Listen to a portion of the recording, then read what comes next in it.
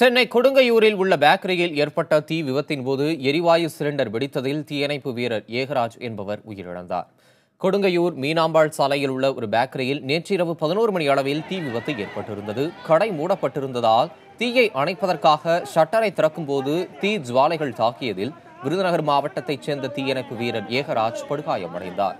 தொடர்ந்து தீயை கட்டுப்படுத்த முயன்றபோது பேக்கரியில் இருந்த எரிவாயு சிலிண்டர் வெடித்தது.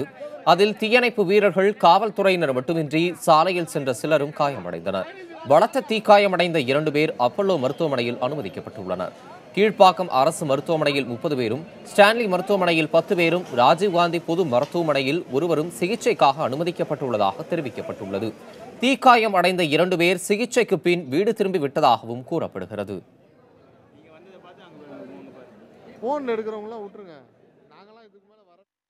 விபத்துனால நான் பைக்கை ஓரம் கட்டிட்டு நாங்கள் வரும்போது பார்த்தீங்கன்னா ஒரு 6-7 போலீஸ் மட்டும் அடிபட்டிருந்தாங்க. ஃபயர் சர்வீஸு எல்லாம் எரிஞ்சிட்டு இருந்தாங்க. எல்லாமே எரிஞ்சு ஓரளவுக்கு ஒரு 2-3 பேர் உயிர் இழந்துருவாங்கன்னு தான் எங்களோட கணிப்பு. அவங்கள நாங்கள் தூக்கி ஒரு ஷேர் ஆட்டோரை கூப்பிட்டு அவர்கிட்ட ஏற்றி பக்கத்தில் இருக்கிற பவித்ரா ஆஃபீஸில் கேவிடிக்கு அமைச்சிருக்கிறோம்.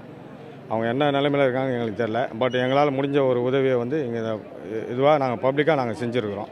நான் டியூட்டி முடிஞ்சு வீட்டுக்கு போயிட்டு இருந்தேன். அப்போ வந்து இங்கே மாதிரி ஆக்சிடென்ட் ஆச்சு, ஃபயர் ஆக்சிடென்ட் சொன்னாங்க. சரி வந்து என்ன ஆச்சுன்னு பார்க்கலான்னு வந்தால் ஒரே எல்லாரும் ரோட்லேயே இங்கே படுத்துட்டு இருந்தாங்க.